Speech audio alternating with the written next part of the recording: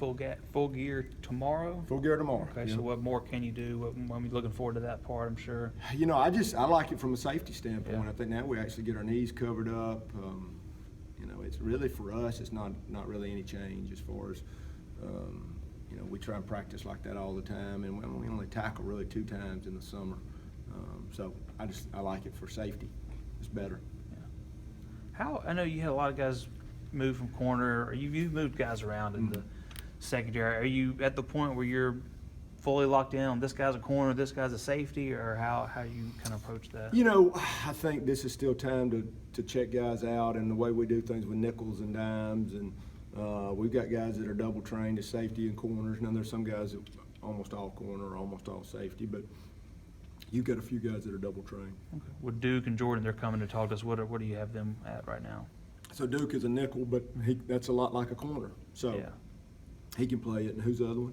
Petty, I think. Now Jordan's a safety. You know, he's Yeah. a strong and a free. He's played nickel before, you know, back in 14. So he could always do that if we need to. But right now, Duke and Garrison and then Taj Lowe are our first 1, 2, and 3 nickels. Okay. Coach, a month out from a game now. I mean, do you have to get the guys excited, or does it seem like, you know, they're pumped up even though you're still, you know, a few weeks out from game time? Right. I think they are. I think that we are literally in day 4 of practice. I mean, you know, and it's a long day. You know, I think physically we don't do the things to them maybe we did, you know, when I was coming around and obviously before us. But there's a lot of mental.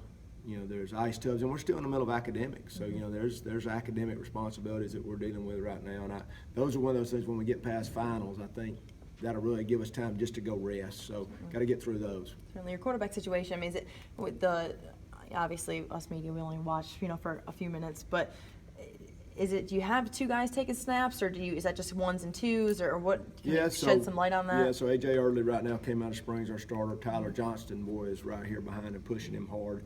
And then being our 3rd guy has really had some good things today. You know, we tried him at tight end. He's just a really big, good body, but, you know, he brings things to the table as well. So they've all done well and keep pushing each other. What have you seen from Tyler Johnson specifically? You know, he was a huge competitor in high school and did very well at Spanish Fort. How's that transferred over now into here at UAB? Well, I know him so well. You know, I mean, he went to school with my son, and they played youth football together, so I know him.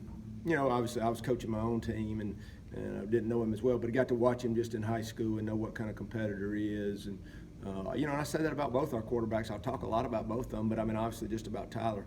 He's a winner. You know, he won everywhere, you know, the whole time down there at Spanish Fort, and he even played running back. And so he won in youth football, he won in high school. He's a great guy to have on your team and a good teammate. What does it say about his family to have Thomas come? You know, he had some other offers and stuff, but to want to join the UAB family, be near his brother, and, you know, keep it all here in the family. You know, and I've said this many times, I think obviously we had to recruit him into his own right, and I think it was a hard decision. I mean, I know, you know, just as well as I know his mom and dad, they wanted him to have his own life and do his own thing. So lucky for us, those two were really close, but I think we also sold him on why it was good for him. And you know, anytime you can get kids that are that special, it's important to your team, especially for us building this program. It's, you know, you couldn't get too many better kids than that. As a young guy, how have you seen him kind of adapt, you know, to the college life, to the college level, and, you know, he's no longer the biggest guy out there? Yeah, I think that was good for him to see that, wow, you know, this is not the recruiting process, and I kept telling him, you know, the de-recruitment will happen soon, and he's still a great kid. But I think it was good for him, you know, probably humbled him down like it does all freshmen. But, you know, he's come in and acquitted himself well. You know, he walks down the hall with a smile on his face, and, you know, when I hear he's having a great time and loving it, that makes me feel good. Back to DBs real quick. When you talk about Jordan Petty having, you know, nickel skills or corner skills, when you have a safety who's also played a nickel or played a corner, how much does that kind of help? I think it's huge. Yeah, it's huge. I think anytime you got a guy that's versatile, and we ask our safeties and corners to cover a lot, and, you know, so that nickel and safety. I know the corners obviously cover a lot, but that guy's going to play a lot of man coverage, and so the more they can do that, we think we can teach them zone. So a lot of our stuff revolves around can they play man first. So versatility, physicality, all that goes together. And how much more can you do as a defense when you have guys that can play those roles?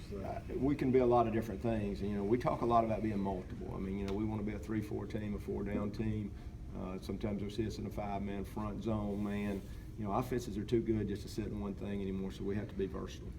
And the other guy, the one that came, Jamal Garcia Williams, that came in, just came in, gives you another big defensive Yep. end. What have you seen from him so far? I tell you what, this is what a wonderful kid. Works hard, got great bloodlines. Dad played in the NFL, and all we got to do is take him to the training table in the weight room. He's going to be really good. When you can come up, you can put Stacy on one side, him on the other side, in passing downs. Yeah. How much advantage is that? Does that take away sometimes take away like the outside of the field, sort of? Well, I know it hurts quick game, and also just throwing lanes. So, anytime you can get a big, tall rusher, that's why NFL guys are the sizes they are, because that gets them in a throwing lane. When they get those hands up, people have a hard time seeing. Has Keeley put on the weight that you guys have wanted to since he's gotten here? Oh no, because we'd love to see him at 285. Yeah. But he has put on weight. He's definitely strong, and there's some guys that are just hard gainers. But our nutrition staff's working hard with him. He's put some weight on, believe it or not, this summer. Yeah. So Ben's your number 3 quarterback at this point on the Correct. depth chart? What Yeah. has he done to get himself there? Well, he was kind of that guy before we moved him to tight Yeah. end. Based on what he did last fall, and Mike Turner does a good job. But Ben, he's just that big, strong runner too that fits our offense.